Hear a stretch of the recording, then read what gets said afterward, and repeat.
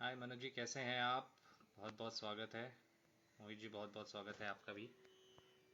हाँ सर, नमस्कार। नमस्कार, हम एक शुरू करते हैं 1-2 मिनट में। आ, कैसे हैं आप लोग? सब खैरियत? आशा करता हूँ कि आप लोग भी खुश हैं। मशरूफ तो खैर होंगे ही, लेकिन उसके साथ ही खुश हैं। स्वप्निल जी, आपका भी बहुत बहुत स्वागत है। जी बिल्कुल। मैं भी बहुत ठीक हूँ। पलाश, बहुत बहुत शुक्रिया। लोग जुड़ते जाएंगे तो हम फिर इस टॉपिक पे और बात शुरू करेंगे। जी बहुत बहुत शुक्रिया पलाश जी।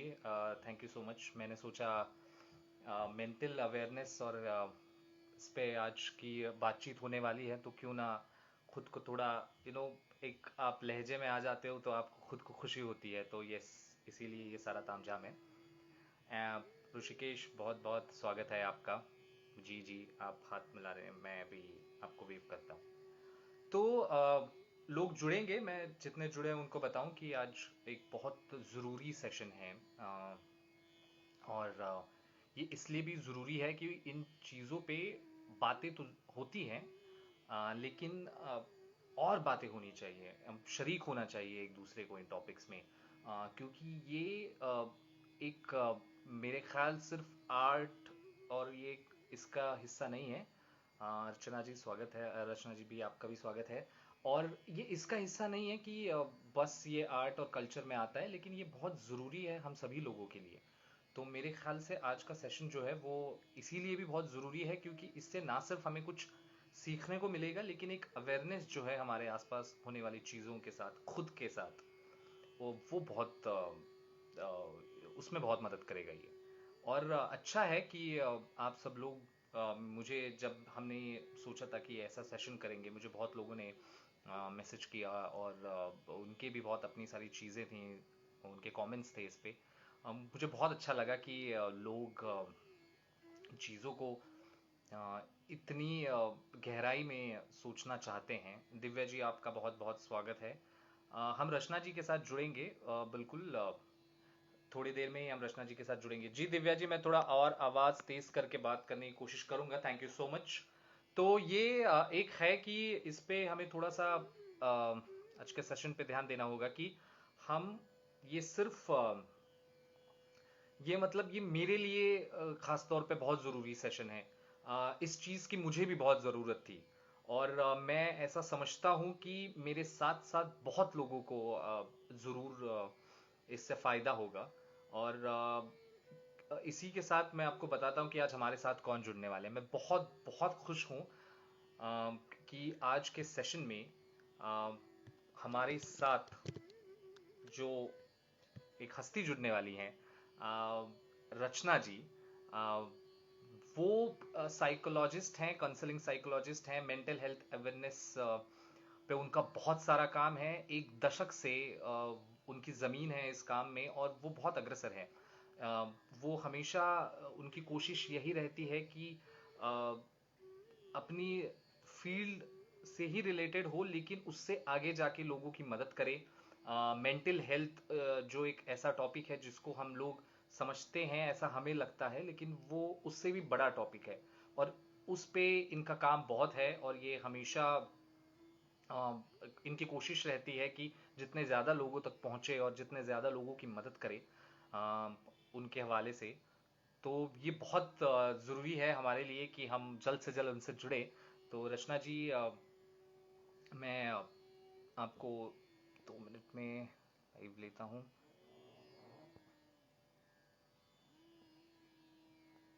आप रचना जी, आप मुझे रिक्वेस्ट भेज सकती हैं, फिर हम लाइव शुरू कर सकते हैं। बहुत बहुत स्वागत है हरीश, संध्या, आप सभी लोगों का। आप while we are doing this, you can also ask questions, your doubts, queries, and will I will make sure that हम उनसे थोड़ा सा रूबरू होके उनको उनसे इस बारे में जितनी जानकारी हो सके ले सके। रचना जी, माफ कीजिएगा, आपने शायद रिक्वेस्ट भेजी और 2 मिनट में निकल गई। मैं वापस आपको लाइव लेता हूँ। हाय हरीश, हाय, कैसे हैं आप? चाहना जी भी हमारे साथ जुड़ चुकी हैं। हम हेलो, हाय, कैसी हैं आप? Hello, I'm fine. How are you? I am good. तो यस, मुझे जैसे हमने बात की थी, मेरी आपसे पहले भी बात हुई थी, बहुत हम्म। लोग हैं, कुछ लोगों के सवाल भी हैं जो शायद आज नहीं जुड़ पाए। वो तो खैर हम्म। मैं आपसे जैसे जैसे सेशन आगे जाए मैं पूछता रहूंगा। विशाखा जी नमस्ते। तो आप अपने काम के बारे में आप अगर थोड़ा कुछ बता पाए हमें, थोड़ा रूबरू करा पाए तो बहुत अच्छा होगा। पहले तो थैंक यू सूरज ये करने के लिए, बिकॉज आई नो काफ़ी लोग एक इमोशनल पेन से गुजरते हैं और कभी बता भी नहीं सकते किसी को कि मेरे साथ जी ये हो रहा है। तो first of all thank you for doing this. Secondly about me, मेरी हिंदी भी इतनी अच्छी नहीं है, तो अब मैं इंग्लिश नहीं, आप हिंदी जिस में बोलूँगी। जी जी बिल्कुल बिल्कुल आप। So, I am a counseling psychologist. I have been in the field for 10 years, working with anxiety, depression, and relationships, especially. That has been my forte. So, teenagers to adults, ये एक एज ग्रुप है जब आप एक teenager से adult बनते हो, और जो नए नए इश्यूज लोगों की लाइफ में आते हैं, तो इमोशनल ट्रॉमा जो होता है लोगों को, जैसे कि डिप्रेशन हो जाना, लो फील होना, डर जी लगना, एंजाइटी हो जाना, तो वो सारी चीजें जो लोग किसी और से बात नहीं कर सकते क्योंकि उन्हें डर लगता है कि कोई बिल्कुल। उन्हें जज करेगा। तो I think right. I am there that secret friend in some words, और as I tell people I am paid to keep secrets. तो मुझे पैसे देते हैं और मैं सीक्रेट रखती हूँ। तो I think that is my job, and I love my वो जॉब। आई तो like that I am helping people and making money. या आई मीन, अब सर्वाइवल है तो मनी तो आएगा, लेकिन फिर भी आपकी मतलब इस फील्ड से मुझे लगता है कि जैसे फॉर एग्जांपल मैं भी कुछ करता हूं अपने निजी जिंदगी में पैसों के लिए।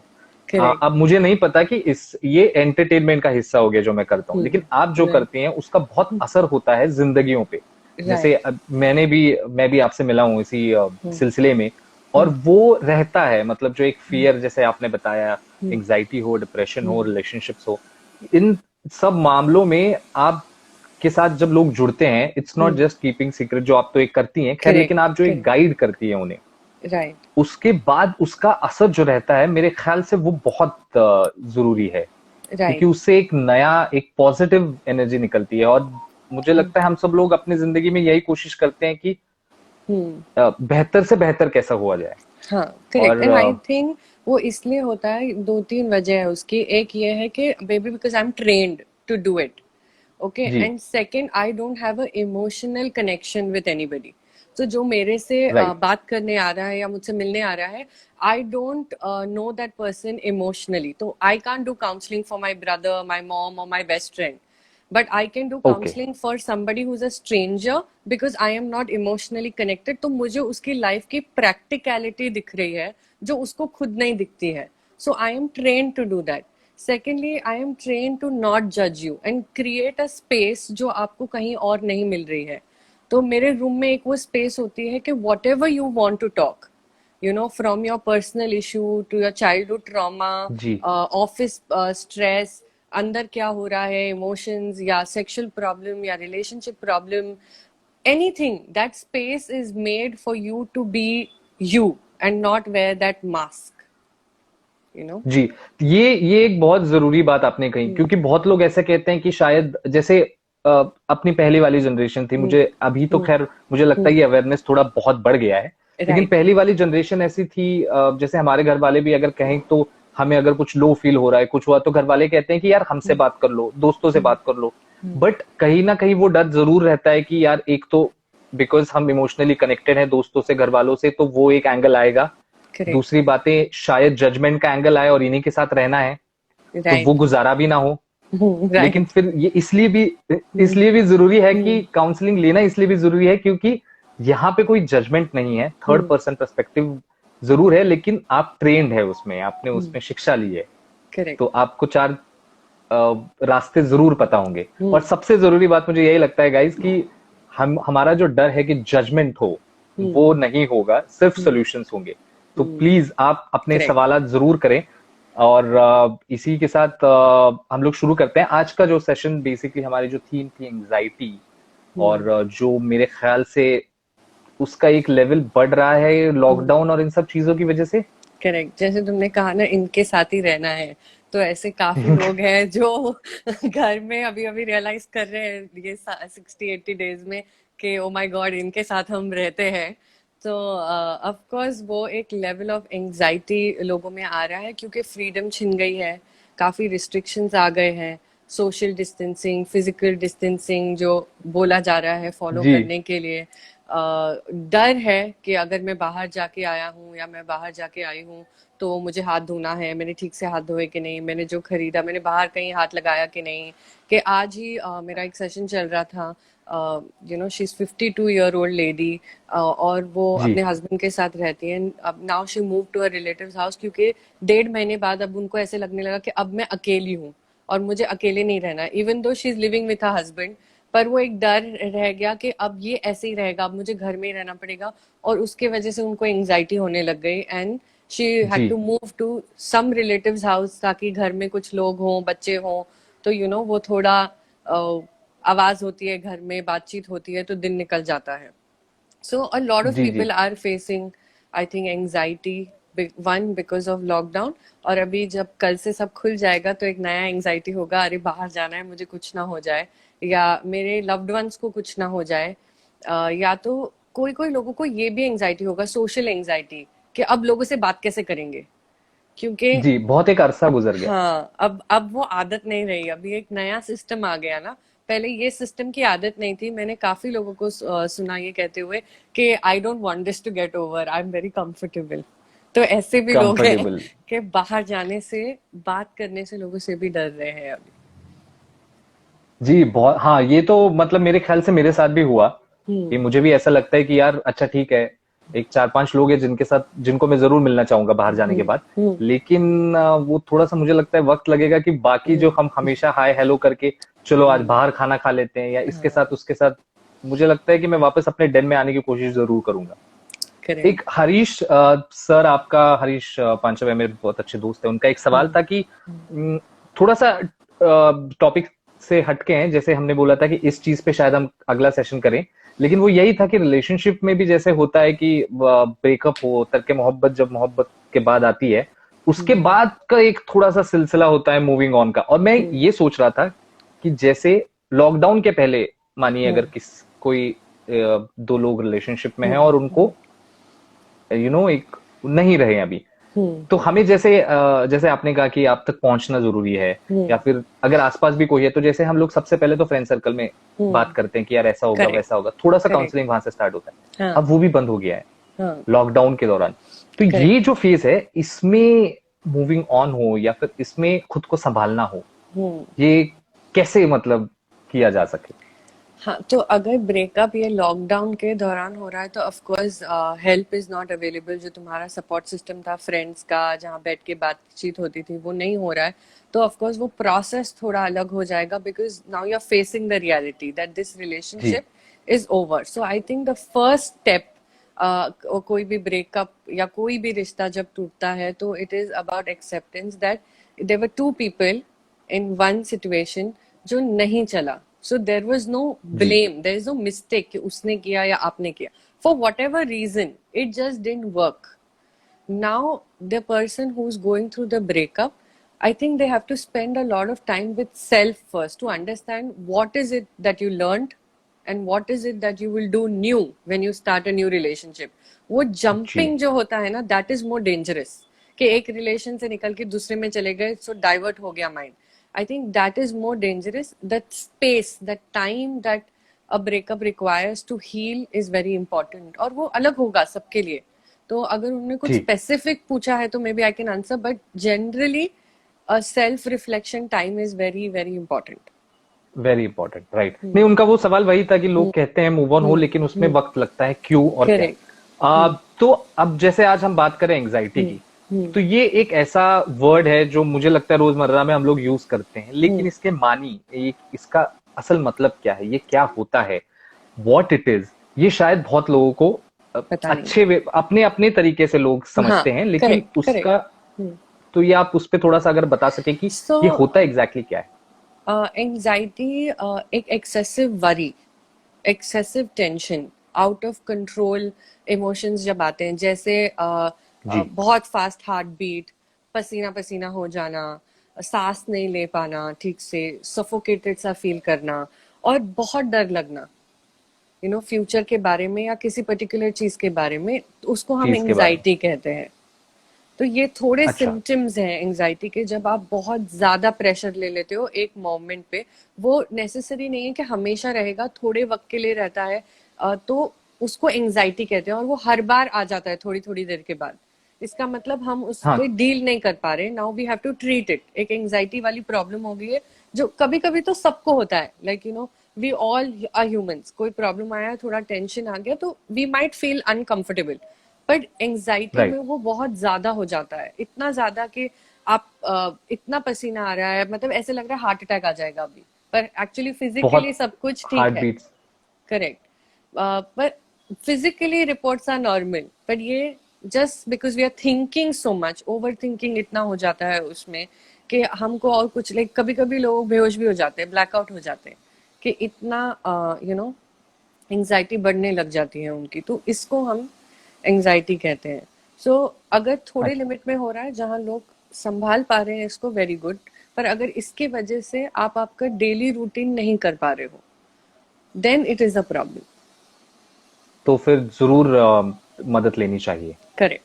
और ये इसमें एक और ये था, ये मेरा सवाल है कि जैसे ये शुरू, चलो किसी एक रीजन, ऐसा कुछ जरूरी है कि ये किसी एक रीजन से शुरू हुआ, या फिर कुछ एक हादसा हुआ, कुछ सिचुएशंस क्रिएट हुई, कोई इमोशन रहा है ऐसा साथ, उसकी वजह से पहला एंजाइटी का एक सिलसिला शुरू हुआ, तो ये बढ़ के आपको हर रीजंस पे आता रहेगा, या हमेशा वो ही चीज जब आपके सामने आएगी तब होता रहेगा?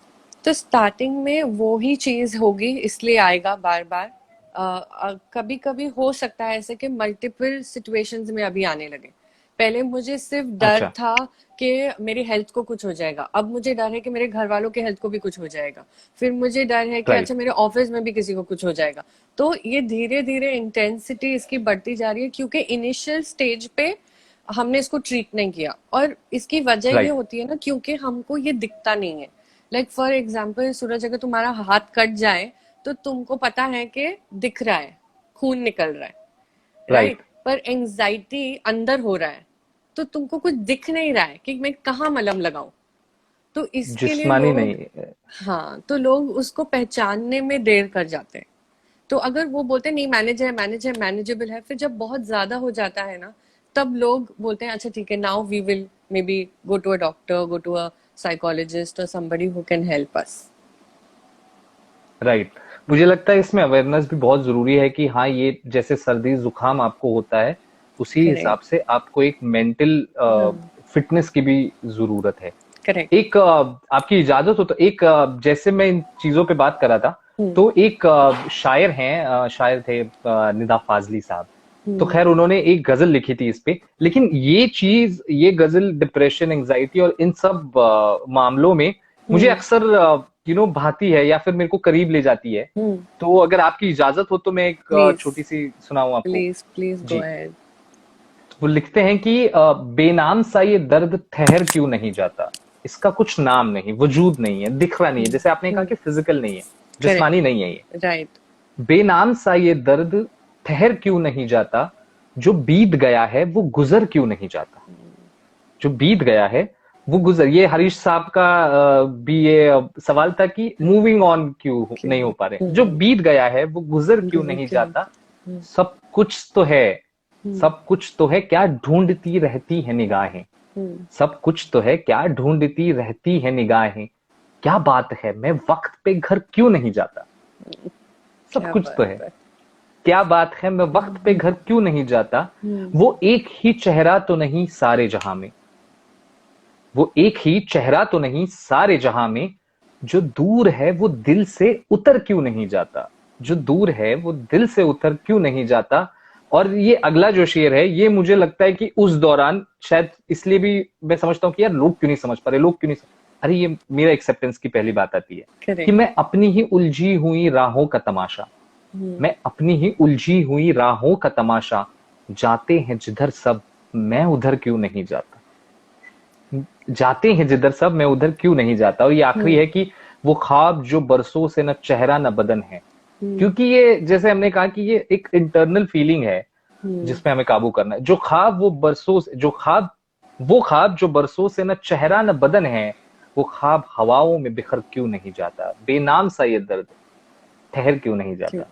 क्या बात है। ये इस पे ही बिकॉज मुझे शायद बात करते करते ये लगा, तो मुझे आपसे एक और सवाल पूछना था कि जब ये सब चीजें होती है फॉर एग्जाम्पल, तो इसके लिए एस्केपिज्म के तौर पे हम वो चीजें करते हैं जो हमें पसंद आती हैं, जैसे कोई आर्ट की तरफ जाए, कोई एक पर्टिकुलर पर्सन से बात करे, कोई आपसे बात करे, क्या ये एस्केपिज्म है या ये टेम्पररी सोल्यूशन है। जैसे मुझे अगर कुछ हो तो समझो फॉर एग्जाम्पल मैं कुछ पढ़ना चाहूंगा कि मैं वहां पे फोकस करना चाहूंगा, तो मेरा शायद ब्रीदिंग थोड़ा नॉर्मल हो जाए या कुछ, तो ये ऐसे टेम्पररी सोल्यूशन है, इससे बहुत असर भी होता है। हाँ, तो बहुत असर होता है, सीधा सवाल जवाब है इसका, बहुत असर होता है, because you need to understand, और सबके लिए अलग सोल्यूशन होगा, इंटेंसिटी पे डिपेंड करता है। पर जो जनरल वे है हमारे जो मेंटल हेल्थ रूटीन बना के रखने के लिए, जैसे एक सिंपल सी बात है ना, हम हमारे दांत साफ रखने के लिए रोज दांत साफ करते हैं, राइट। सिर्फ जी, उस दिन ब्रश नहीं करते जिस दिन डेट पे जाना है कि मैं चार डेट पे घंटे जाना है। आज ब्रश करूंगी तो जी मैं जी, अच्छी आज तो दिखूंगी। चमकूंगा मैं। ऐसे नहीं होता है, राइट। हम रोज ब्रश करते हैं, तो मेंटल हेल्थ के लिए भी हमें रोज कुछ करना पड़ता है। तो ये जो ब्रीदिंग एक्सरसाइजेस हैं, हम ऐसे कल्चर से आते हैं जहाँ पे pranayama, yoga has been a part of us, has part been of us. Born here, right. तो हमें ऐसी चीजें ऑलरेडी मिली है विरासत में, तो इट्स जी, better to use these things. तो ब्रीदिंग हो या कोलैबोरेटिव अप्रोच हो, आपका सोशल सिस्टम बहुत स्ट्रांग है जहाँ पे आप बात कर स्ट्रांग है। सकते हो। जैसे पहले होता था, हम जॉइंट फैमिलीज में रहते थे, तब कोई ना किसी से बात कर ही लेता था। वो आज भी राइट, आज भी काफी टीवी सीरियल में ये दिखाते हैं ना, कि जब नई शादी होती है तब भी लड़की मम्मी से फोन करके सब बात करती है, खाना क्या बनाना है तो राइट। सास ने क्या बोला। तो वो एक सपोर्ट सिस्टम बड़ा स्ट्रांग था। अभी सिस्टम। हम एक नई जनरेशन जैसे अकेले रहते हैं, इंडिपेंडेंस, फ्रीडम की बात करते हैं, और अभी तो फिजिकल सोशल डिस्टेंसिंग की बात कर रहे हैं, तो वो सपोर्ट सिस्टम मिसिंग है। तो if you are talking to your friend, it is very good. If you are doing breathing exercises, working out, taking care of your health, of course it has a direct impact to your mental health. Right. So वो तो routine बनाना भी is very important. जी, तो ये मतलब ये एक routine एक set रखो, थोड़ा सा करेक्ट, डिसिप्लिन रखो, ये करेक्ट, भी हेल्प करता रहेगा। यस, और टोटली। एक एक और हमेशा सवाल आता रहता है, दिव्या ने भी बहुत बारीकी से ये सवाल पूछा है कि ये होता है जैसे आप, और मैं इसलिए भी आपसे पूछना चाहता हूँ क्योंकि जैसे आपका ये तजर्बा रहा है, टीनेज से लेके अडल्ट। ओल्डर हाँ। एक एडल्ट्स तक आप काउंसलिंग करती है, हम्म। तो ये तो हो गया खैर उनको जो शायद ये समझ पाए कि एडल्ट होके या फिर थोड़े से एज हो 50-60 हम्म। की कि हाँ मैं कर सकता हूँ, मुझे हम्म। जरूरत है काउंसलिंग की। करेक्ट, हाँ, हाँ। अच्छा, उन लोगों को कैसा बताया जाए, उनके साथ कैसा डील किया जाए, जो जैसे हमारे घर पे होते हैं 50+, 60+, हम्म। और हमें ऐसा लगता है कि उन्हें हम्म। जरूरत है, हम्म। बट वो नहीं इतना जल्दी एक्सेप्ट कर पाते कि मुझे क्या जरूरत है या फिर मैं कैसे जाऊं हेल्प करेक्ट, करने के लिए, तो करेक्ट। उनको कैसे सो उनके ये किया लिए जाए। The best part is collaboration. जैसे जो सीनियर सिटीजन ग्रुप होता है, जो ज्यादा एल्डरली, उनके जो कम्युनिटी ग्रुप होता है ना, they are their support system. So one is right. That, और दूसरा क्या है, वो टेक्नोलॉजी से बहुत दूर है। So the other part for them is to engage with them. जो बच्चे होते हैं ना, they like to spend time with it. So first of all, मैं जनरली बोल रही हूँ, maybe kids are very good for them, या उनके खुद के एज ग्रुप वाले गुड सपोर्ट सिस्टम हो सकते हैं उनके लिए। पर जी first of all, to identify what makes them happy. See, one thing जी, if you do every day that makes you happy, is more than enough. Then आप कोई भी एज के मोर हो। देन।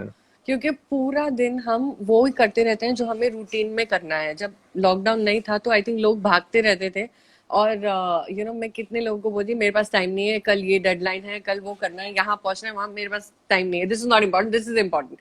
और suddenly there was a lockdown, and now I am like, okay, now nothing is important, like everything is stand still. अब क्या हुआ, so अब that right. means nothing is as important as your right now moment and your happiness.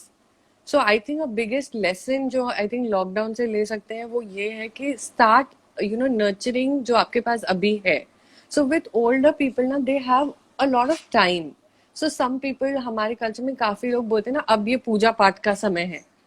So that is also हाँ, not wrong. If that makes them happy, it is a very, very powerful tool. Faith, praying, chanting is a very powerful tool to just, be happy and be peaceful.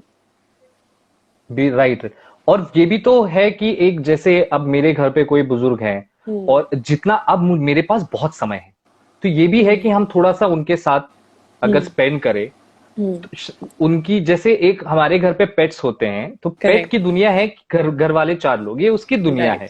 Correct. वैसे ही मुझे ऐसा लगता है कि older people 50-60 cross करके जब वो retirement के एज पे आते हैं, उनकी दुनिया थोड़ी सीमित हो जाती है। तो Right. हम भी उनकी दुनिया है, तो क्यों ना हम भी थोड़ा सा उनके साथ थोड़ा सा एक Right. एंगेजमेंट बना के रखें। Right. Or pets are so therapeutic, you know. So या even if right older people like pets, I mean, there is nothing like it. They have a companion. Right right. और ये तो बहुत देखा जाता है कि अगर आप अपने लिए भी घर पे कोई पेट लाते हैं, उन हाँ.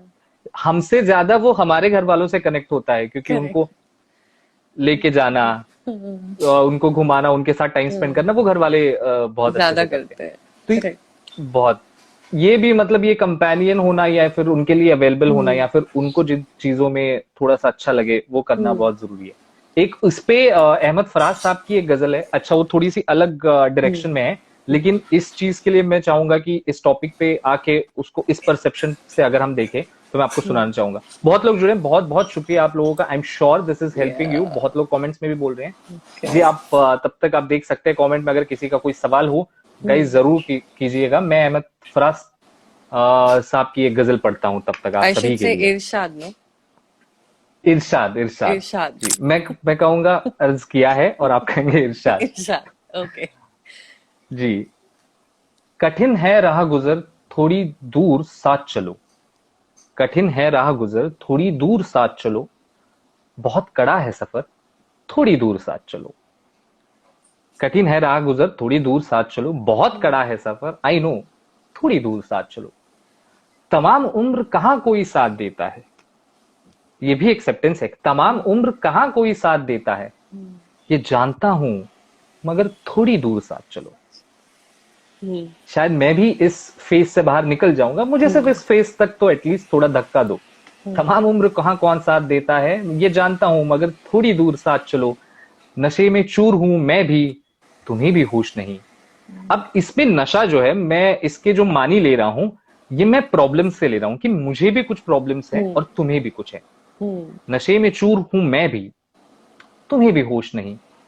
बड़ा मजा हो अगर थोड़ी दूर साथ चलो, बड़ा मजा हो अगर थोड़ी दूर साथ चलो। ये एक शब्द की मुलाकात भी गनीमत है, ये इस शाम की मुलाकात या किसी से मिलना जुलना, किसी से 2 मिनट बात करना इस फेज में, ये एक शब्द की मुलाकात भी गनीमत है। किसे है कल की खबर थोड़ी दूर साथ चलो, किसे है कल की खबर थोड़ी दूर साथ चलो। और एक शेर है कि अभी तो जाग रहे हैं चराग राहों के, अभी तो मतलब मंजिल दिख रही है, अभी तो जाग रहे हैं चराग राहों के।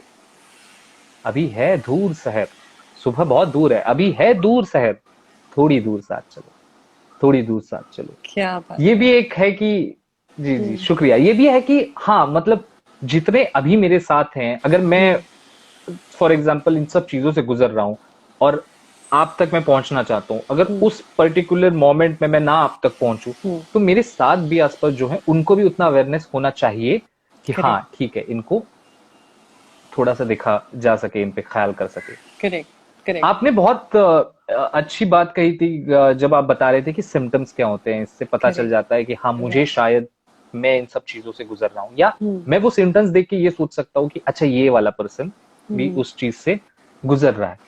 तो अगर ये मेरे साथ ना हो और मेरे आसपास वालों के साथ हो and I can see that, तो मेरी क्या भूमिका होनी चाहिए उसमें? Right. So first of all ना, इन 3 letters A B and C, ये मेरी बुक भी है ABC ऑफ मेंटल हेल्थ, जिसमें you know I tell in 3 words 3 steps कि how you can take care of yourself and how you can take care of somebody else who is going through a mental health problem or an emotional problem. जैसे मैंने कहा कि अगर कुछ हो रहा है और मैं आप तक नहीं पहुंच पाऊं, तो मैं कहाँ, where do I go and talk? Who do I talk to? मेरे आसपास लोगों को या पता होना चाहिए वो फर्स्ट एड कैसे करना चाहिए, वो साफ फर्स्ट करके, एड। अगर घाव लगा है तो साफ करके डेटॉल कैसे लगाना चाहिए, वो जी इमोशनली भी लोगों को करने आना चाहिए। तो एबीसी एक 3 लेटर में मैंने उसको मेरी बुक में डाला था, उसका ही part of how you can take care of somebody else मैं शेयर करूंगी। तो फर्स्ट जी part is listening, and A stands for active listening, you know, कि आप जी एक्टिवली सुनो सामने वाले को। ये करके मत सुनो कि अच्छा ये तो हो जाए, ये तो होता है, ये तो होता है, कौन सी बड़ी बात है, सबके साथ होता है। लाइक यू नो, अगर हाँ लॉकडाउन ये में मत मुझे करो। बुरा लग रहा है तो लोग बोले हाँ मेरे साथ भी हो रहा है, उसमें कौन सी बड़ी बात है, सबके साथ हो रहा है। तो यू आर सबको नॉट अपने प्रॉब्लम्स एक्नॉलेजिंग, हाँ बताने। मेरा problem, so it is not, it is called a pity party. Okay, तो सब अच्छा पिटी करने के लिए मिल रहे हैं कि नहीं मेरा प्रॉब्लम बड़ा है, नहीं मेरा प्रॉब्लम बड़ा है। So don't do that. If somebody is sharing, listen to the person. You know, actively listen to the person. 100% be, because it takes courage. That person trusted you with that emotional problem. That's why that person came out to speak to you. So that is first thing that you can do. And I think A stands for active listening, and B stands for believe in them. You know, right where you के उनका problem is real for them, their pain is real for them. मतलब आपने उससे बड़ी बड़ी problem सुनी होगी, पर इसकी छोटी प्रॉब्लम है, पर वो भी प्रॉब्लम उसके लिए तो बहुत बड़ी है ना, बहुत बड़ी उसका है। दर्द तो उसका दर्द है, राइट? सो जी believe in that, it's okay, you can handle it. और मे बी या तो इतना बड़ा होगा कि आपको लगेगा कि झूठ बोल रहा है, तो वो भी नहीं होना चाहिए, यू नो, राइट कि आपको ऐसे लगे कि नहीं ये तो मतलब कहानियां बता रहे हैं मुझे। नहीं, maybe it is true, maybe उसका प्रॉब्लम इतना बड़ा है उसके लिए। So believe in them, and finally C, जिसके बारे में हम स्टार्टिंग से बात कर रहे हैं, इज टू कोलैबोरेट। राइट कि collaborate with that person and tell that person that I am here for you, we can figure this out together. Okay, अगर आप इससे ज्यादा हेल्प नहीं कर सकते या आपने फर्स्ट एड कर दिया तो ठीक है, अगर डॉक्टर की जरूरत है तो डॉक्टर के पास जाएंगे, काउंसलर की जरूरत है तो counsellor, I will make sure I find somebody for you. Maybe the person is not in the state of mind counsellor ढूंढने के, तो maybe you can provide right that support, you know. या तो चलो हम साथ में workout करते हैं, उसके लिए भी लोग कोलैबोरेट करते हैं ना, कि we will work out together online, that is also collaboration. So you या are a lot of people are collaborating, working out together online. Correct, so you are collaborating on doing a task together with the person. कोई बात नहीं, हम लोग हर रोज while cooking we will talk, okay, right I'm there to listen to you. These are small collaboration that you can do with somebody who is going through an emotional pain. So I think I clubbed it up in ABC, and this ABC is what you can do for somebody else. There is of course a part of ABC of how you can do it for yourself, and as I said, it is there online, so they can read it, you know, about that more in detail. Already I have you know, covered a lot of it. जी जी बिल्कुल, आपने अब इसमें भी बताया तो खैर लोग जरूर जाके उसको पढ़ने की कोशिश करेंगे। और ये जैसे हम लोग इस बारे में बात कर रहे थे उसी समय सुप्रियो सेन शर्मा साहब का भी यही क्वेश्चन था कि अक्सर ये होता है कि चलो हम हैं उनके लिए, हमें पता चल गया कि हम हैं और उनको कुछ Correct. हो रहा है, बट कभी कभार वो आगे वाला उस मानसिकता में नहीं है कि मुझे हेल्प चाहिए या फिर मैं रेडी नहीं हूँ हेल्प लेने के लिए, और वो Correct. उसी से गुजर रहे हैं। तो हमको ये पता चल जाता है कि अरे यार ये तुम्हारे लिए अच्छा नहीं है। तो मुझे लगता है उस वक्त ये हमने नहीं डिसाइड करना चाहिए कि ये तुम्हारे लिए अच्छा नहीं है, कुछ अलग वेज ढूंढने चाहिए कि उसके साथ कोलैबोरेट करे। Correct. डायरेक्ट अगर काउंटर ना करे तो कि Right. हाँ भाई तुझे प्रॉब्लम है, Perfect. अब बात कर, मे बी कुछ और करते हैं और उसके बीच में अगर बात होगी तो will tackle that. Perfect. That is a super active technique. Listening पे एबीसी और इन्होंने जिस किताब की अभी हमने बात की, आप जरूर आप सभी लोगों से मेरी दरखास्त है कि उसको जरूर देखें और इससे बहुत बहुत आपको फायदा होगा। तो ये है कि एक वो आपने जैसे कहा कि एक एक्सेप्टेंस होना और एक आगे वाले को भी ये करना कि ठीक है चलो आपको है तो मैं कुछ वेज ढूंढता हूँ आपको खुलवाने के। Correct. तो ये बहुत अच्छा सुझाव है, मैं तो जरूर करूंगा। मुझे भी ऐसा लगता रहता है कि यार जैसे ग्रुप पे कभी आता है कि मैंने ये डिश बनाई, मैंने वो डिश बनाई, एक बार साथ में बना लेते हैं, क्या ही मतलब आधा घंटा है बट उतना ही फन होगा, उतना ही थोड़ा सा एक, अभी तो कुछ है ही नहीं वैसे करने के लिए। मेरे तो खैर मेरे पड़ोसी है, बहरहाल उनको भी कोविड-19 है, तो मेरा तो वैसे ही दरवाजे के बाहर जाना बंद हो गया, बंद है। लेकिन हाँ कुछ ना कुछ चलता है। So this is also तो one ये way तो of collaboration ना, जो आप करते हो आपके लाइव सेशन, जी उसमें भी आप कितने सारे लोगों तक पहुंच रहे हो, right? Right You're reaching out. That is also important. So many people are engaged while listening to you. So that is also one yes way that of emotional collaboration. Emotional powerful platform I would say Powerful. Yeah, definitely. correct. एक गजल है John Elia साहब की, जितने लोगों ने John Elia साहब को पढ़ा होगा, पढ़ते हैं, मैं उनको बहुत एक मायूस शायर कहा जाता है, क्योंकि वो हमेशा अपने ही पर्सनल लेवल में भी जितने मायूस थे वो शायरी में भी करते थे, और गजल सुनाते वक्त मुशायरों में भी वो उतने मायूस रहते थे। लेकिन लोग अक्सर, कुछ लोग उनको सिर्फ मायूस शायर कहते हैं और मायूसी में लिखते हैं, लेकिन लिखते थे खैर, लेकिन ऐसा नहीं था। उनकी भी बहुत डीप एक, आप कह सकते हैं कि उनकी रचनाओं में हमको एक मिलता है कि एक मैसेज है बहुत डीप। और ये तो एक उनकी एक गजल थी, मुझे उनको पढ़ना भी बहुत अच्छा लगता है। अगर आपकी इजाजत हो तो ये एक लेते हैं, उसके बाद हम सॉल्यूशंस पे बढ़ सकते हैं और थोड़ा सा उसको Irshad. अंजाम तक लेके जा सकते हैं। देखिए, I learned. Grown on you.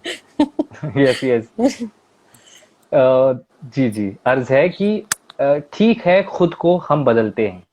ये अभी वो वाला फेज है कि भाई तू सुना रहा है कि मेरे साथ भी हुआ है, मेरे साथ भी हुआ है, चल ठीक है मैंने मान लिया तेरे साथ भी हुआ है।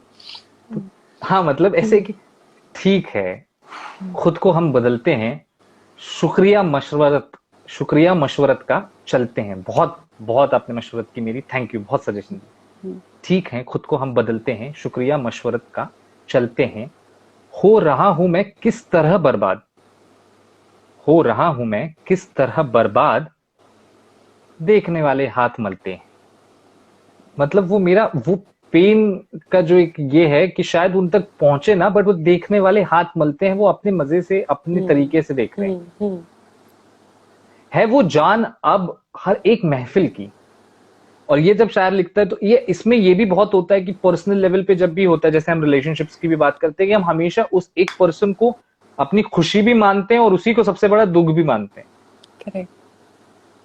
फैज साहब ने लिखा था कि जमाने में और भी दुख है, मोहब्बत के सिवा राहतें और भी है, वस्ल की राहत के सिवा मुझसे पहली सी मोहब्बत मेरे महबूब ना मान। इसको छोड़ के भी है जमाना, कि है वो जान अब हर एक महफिल की, हम भी अब घर से कम निकलते हैं, हम भी अब घर से कम निकलते हैं। क्या ताल्लुक, क्या तकल्लुफ करे ये कहने में, सॉरी, क्या तकल्लुफ करे ये कहने में, जो भी खुश है हम उससे जलते हैं। मतलब मैं भी होना चाहता हूँ खुश, मैं भी उस तरफ आना चाहता हूँ, लेकिन अब नहीं हूँ एट दिस मोमेंट, या शायद मैं थोड़ा सा सैड हूँ कि क्या तकल्लुफ करे, क्या मतलब बोल ही सकता हूँ, इसमें क्या शर्माना है कि ये कहने में कि जो भी खुश है मुझसे जलते हैं। और तुम बनो रंग तुम बनो खुशबू, तुम बनो रंग तुम बनो खुशबू, ये तुम्हारा अपना मामला है भाई, पर्सनल चॉइस। तुम बनो रंग तुम बनो खुशबू, हम तो अपने सुखन में ढलते हैं। जैसे मैंने कहा कि आर्ट की तरफ लोग बहुत जाते हैं उस समय, इस फेज में, कि पेंटिंग करना लोग पसंद करते हैं, स्केचिंग करना, कि शायद इससे थोड़ा सा फायदा हो। और ये जैसे आज मैंने भी आपसे ही लर्न किया कि ये भी परमानेंट सॉल्यूशन की तरफ का एक कदम है। Very important. एंजाइटी में हाथ यूज करना, पेंट करना इज द बेस्ट। बेस्ट जी। आप सब लोग भी यार make a note of this guys, जो आर्टिस्ट हैं, अगर आपको लगता है कि ऐसे, एक्चुअली मुझे पता है क्या लगता है मैम, कि जो आर्टिस्ट होता है ना उसका हर चीज मैग्नीफाई हो जाता है। उसका पेन मैग्नीफाई हो गया, बाकी लोगों का पेन तो ठीक ठाक है यार, जमाने में सबके पेन, बट एक आर्टिस्ट का स्ट्रगल मैग्नीफाई होगा, पेन मैग्नीफाई होगा, खुशी मैग्नीफाई होगी। तो खैर आप लोगों के पास भी सोल्यूशन है, आप जरूर इसका ये करें। मैं उसी तरह बहलता हूँ, शायर कहता है कि मैं उसी तरह बहलता हूँ और सब जिस तरह बहलते हैं। दो I am in this phase, but यार ठीक है, जो चीजें तुमको खुशियां देती है मुझे भी देती है। मतलब एक हम ये भी कहते हैं ना कि एक हो जाता है, ये इस पे भी मुझे बात करनी थी, कि एक पर्सन समझो सैड है हमारे एक सर्कल में, ऑफिस हो, फ्रेंड सर्कल हो, कि काफी ज्यादा सैड है, उसको कुछ हो रहा है, तो थोड़े दिनों के बाद है ना लोग उससे थोड़ा सा राब्ता कम रखते हैं कि यार ठीक है ना, उसकी क्या बात का, वो हमेशा ही वैसा रहता है, छोड़ उसको। तो मुझे लगता है वो भी नहीं करना चाहिए। मैं उसी तरह बहलता हूं जिस तरह सब बहलते हैं, है अजब फैसले का सहरा भी, चल न पड़िए तो पाव जलते हैं। मतलब अब डिसीजन ले लिया है, मतलब मुश्किल डिसीजन लग रहा है, लेकिन चलना पड़े तो पाँव जलते हैं। तो अगर आपने सोच लिया है कि एक सोल्यूशन की तरफ आप जा रहे हैं, तो जरूर उस पे चलते रहे और मामला आपका भी सेट हो जाएगा। तो ये तो था कि जैसे हमने कहा, अभी जो लॉकडाउन के बाद का है, आप उस पे क्या सजेस्ट करेंगे कि अब मुझे एक फियर है सोशल वापस मिक्स होने का, और लोग बहुत ऑफिसेस में जाने लगे, और अभी तो खैर मुझे लगता है ऑफिसेस से ज्यादा काम अभी आ रहा है। वर्क फ्रॉम होम ने तो बहुत लोगों को मार दिया। करेक्ट। लेकिन जब हम जाएंगे तो आप उस पे अगर कुछ रोशनी डालें कि हाँ, आप डरिए मत, आपकी जिंदगी जाने के बाद भी थोड़े थोड़े दिन में वापस रूटीन पे आ जाएगी। Okay, so firstly, only one thing that I will ask everybody to do, who's listening to us is, okay, make a list of things which are beyond your control and which are under your या control. Okay, simple way, BMC and UMC, things that are beyond my अच्छा, control and things which are under my control. Under my control. Okay, this is one of the most powerful technique that everybody can do. Very simple technique. जो चीजें मेरे हाथ में ही नहीं है, तो am I thinking about that? Are those things worrying right, me? That makes no sense because you are worrying about something which is beyond your control. जैसे Covid right, situation is beyond my control, काम पे जाना है, there is certain rules that is beyond my control. What is under my control? Precaution lena is under my control. Whatever the best I can do in this situation is under my control. Is और under. सबकी situation will be different. Correct? So you can just make a list of those things, specially related to this situation, work on it and see how it, functions with you. That is मतलब beyond my control, under my control, that I think ये theory आप सभी please अपने जो रूह में, जिस्म में डाल दीजिए, ये बहुत जरूरी है। पलाश का एक सवाल था कि उनके एक दोस्त हैं जो किसी चीज पे ना खुश हैं, ना उदास है, ना गुस्सा आता है, ना खुशी होती है, और ये आज नहीं कुछ महीनों से चला जा रहा है। और ये क्या हो रहा है मेरे साथ, मतलब ऐसी कोई एक प्रॉब्लम नहीं है जो मैं देख सकूं, जो जिसके ऊपर मुझे काम करना है, कुछ भी नहीं है, बट वो इमोशंस ही नहीं है, ना हैप्पी ना सैड। So, और ये कुछ महीनों से जब ये बोल रहे हैं, मैं तो समझता हूँ, खैर ये लॉकडाउन के पहले से थोड़ा शुरू हुआ रहेगा, पहले लेकिन अभी से हो लॉकडाउन रहा में ज्यादा होगा. होगा। हाँ, तो पहली बात है कि when you can ask him if he is going through something and if he wants to talk about it. Then if he says yes, please listen to him and follow the ABC. If he says no, कि I don't want to talk about it, then you can always tell the person that these are the things, people you can talk to if in case you need. So एक दो professional numbers उनको दे दिए कि if in case you feel कि you want to take help, please go and take that, or I am here for you. If whenever you feel comfortable, you come and talk to me, because हम उसको push भी नहीं कर सकते. It is okay. Like sometimes people don't feel extreme emotions, and that is also okay.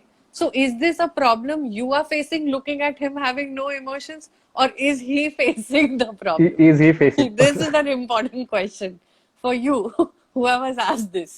कि what ji, is it? आपको तकलीफ हो रही है कि उसको तकलीफ हो रही है? Because अगर उसको तकलीफ हो रही है तो see, the person will figure out. See, one thing about humans I'll tell you is, we are survivors. Right, okay, so या एक पैंडेमिक है कि जहाँ पे everybody is going through similar problem. That's why empathy levels are higher. हम समझ पा रहे हैं कि एक दूसरे के साथ क्या हो रहा है, बिकॉज सबके साथ एक सिमिलर सिचुएशन हो रही है. बट अगर आप देखो कि अगर आपको एक डब्बे में डाल दो ना, आप वहां पर आप ढल जाओगे वहां पर. हम वो एनवायरमेंट में ढल जाते हैं. इंसान बना है वैसे. We are very adept adaptable. कर लेते हैं। हाँ, जैसे फॉर एग्जाम्पल पहले ना स्विमिंग क्लासेस नहीं होती थी. वहां पे जो वेल या नदी जो भी होती राइट, थी गांव में, वहां फेंक देते थे. फिर अपनी जान बचाने सीख के लिए जाता था। हाथ पांव मारना सीख जाता है. तो वैसे ही इंसान अपने आप को बचाने के लिए, अपने इमोशंस को बचाने के लिए हाथ पांव मार के सीख जाता है. पर जब वो नहीं सीख पाता है तब उसे हेल्प लगती है. तो हम ये नहीं बोलेंगे कि राइट, वो वीक है. हम सिर्फ ये बोलेंगे कि ठीक है यार, हम थक जाते हैं, और सब थक जाते हैं. As a professional I also get tired. Okay, so it is okay to say okay I need help. जैसे मैंने कहा, पहले हम जॉइंट फैमिली में रहते थे तो बात करने के लिए काफी लोग होते थे. अब नहीं है, आप किसी प्रोफेशनल से हेल्प कर रहे हो तो that is a courageous step right. To take. तो ये, हाँ, ये भी बहुत सही बात है. और जैसे उनका जो सवाल था और जिससे मैं थोड़ा सा ये कर सकता हूँ उनके दोस्त से, कभी कभी ब्लैंक हो जाते हैं. मुझे कभी कभी ऐसा लगता है कि जैसे चल रहा है सब, काम वाम सब है, ठीक है. और आई थिंक लॉकडाउन के फेज में मेरे साथ थोड़ा बहुत हुआ है कि मैं अचानक से ब्लैंक हो जाता हूँ. मतलब there is nothing to worry about, there is nothing that is making me sad, everything is fine, but you just blank and you just don't know what to do. Correct. And maybe then you start thinking कि अरे यार 4 साल पहले तो ये किया था मैंने, 15 साल पहले ये कर लेता तो आज का ये. तो ये सब चीजें, तो मुझे उस पर थोड़ा सा बात करना था कि व्हेन यू आर ब्लैंक. और अभी तो कैसे है कि लॉकडाउन की वजह से किसी से बात नहीं कर पा रहे, और हर पर्सन अपने हिसाब से कहीं ना कहीं बिजी है. तो उस वक्त क्या किया जाए, और is it normal being blank, बीच बीच में होना? It's To okay zone to out. have, it's absolutely okay to, feel blank, have no thoughts. It's okay to zone out. It's okay to take a break from your thoughts. It's absolutely normal till the time it is not impacting your daily routine and your daily routine. productivity. जब तक आपका वो सब impact नहीं कर रहा है, once in a while it's okay to have that space. It is Right. absolutely fine. अगर वो आपको recharge करता है, then why not? Sometimes it हाँ, can मुझे be लगता है like that, rebooting no? Is also, Yeah, it is reboot करना important. भी जरूरी है. Of course.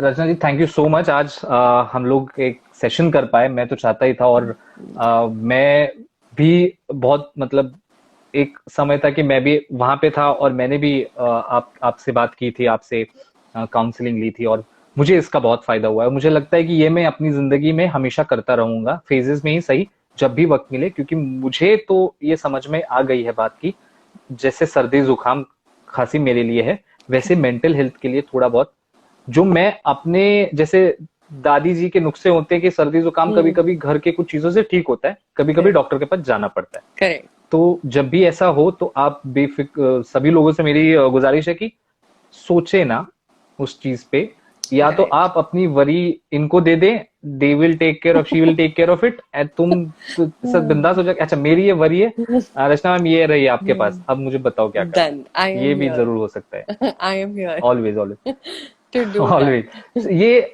हरिवंश राय बच्चन साहब की एक कविता के साथ मुझे लगता है हम इसको Please. एंड कर सकते हैं सेशन को. Short. ये हम सबने बचपन से सुनी है, लेकिन ये इतनी इम्पोर्टेंट है कि हमें, मुझे लगता है, इसको रिविजिट करते रहना चाहिए. वो थी कि जो बीत गई सो बात गई. अगर आप उस स्टेज में हैं, उससे बाहर निकल गए, तो उसके बारे में हम ना सोचे, थोड़ा पॉजिटिव एक अप्रोच रखें. और अगर हुआ वैसा, तो आपको पता है सोल्यूशन क्या है. मैंने तो आपको आज एक सोल्यूशन दे दिया है. आप इनको इंस्टाग्राम पे कभी मैसेज कर सकते हैं, इनसे हेल्प ले सकते हैं. लेकिन अगर आप जनरली भी एक थीम लेके मैं चलता हूं, उस पे ये है कि जो बीत गई सो बात गई. जीवन में एक सितारा था, जीवन में एक सितारा था, माना वो बेहद प्यारा था, वो डूब गया तो डूब गया. जीवन में एक सितारा था, माना वो बेहद प्यारा था, वो डूब गया तो डूब गया. अंबर के आनंद को देखो, गैलेक्सी देखो, अंबर के आनंद को देखो, कितने इसके तारे टूटे, कितने इसके प्यारे छूटे. जो छूट गए फिर कहां मिले, पर बोलो टूटे तारों पर कब अंबर शौक मनाता है. जो बीत गई सो बात गई. जीवन में बहता एक कुसुम. अब किसी की लाइफ में एक खुशी होती है, एक पर्सन होता है, एक कुछ भी काम हो, जरूरी नहीं कि वो लाइफ लॉन्ग चलता रहे. कि जीवन में बहता एक कुसुम, थे उस पर नित्य निछावर तुम, वह सूख गया तो सूख गया. मधुवन की छाती को देखो, बाग देखो, बगीचे को देखो, मधुवन की छाती को देखो, सूखी कितनी इसकी कलियां, मुरझाई कितनी वल्लरियां. जो मुरझाई फिर कहां खिली, पर बोलो सूखे फूलों पर कब कब मधुवन शोर मचाता है. जो बीत गई सो बात गई. तो ये बहुत, इसके मैंने 2 ही कड़वे खैर अभी लिए. ये तो बड़ी कविता, आप लोग भी जाके पढ़े हो, तो आप अपने परसेप्शन से एक बांध सकते हो गाइस. लेकिन मैं बहुत खुश हूँ. मैं सभी के हवाले से आपका बहुत शुक्रगुजार हूं कि आपने आज हमें वक्त दिया और मेंटल हेल्थ और एंजाइटी और लॉकडाउन और इसके चलते जो कुछ भी आप हमें बता पाई, इसका जरूर फायदा होगा। और मैं इसको पोस्ट भी करूंगा, खैर जो नहीं जुड़ पाए वो देखेंगे जरूर। लेकिन बहुत बहुत शुक्रिया, आपने वक्त निकाला और शिरकत किया आज इस Thank you लाइव so में। much for doing this. Thank you. Thank you so much. इसी के साथ गाइज मैं एंड करता हूँ, लेकिन आप लोग भी अपने घरों में रहें, खुश रहें। अच्छा खैर अभी तो बाहर जाने की मुबा मिल गई है, तो थोड़ा संभल के जाए। और थैंक यू सो मच, आप सभी Thank लोग जुड़े। you. Thank you Rachna ma'am, thank you so much.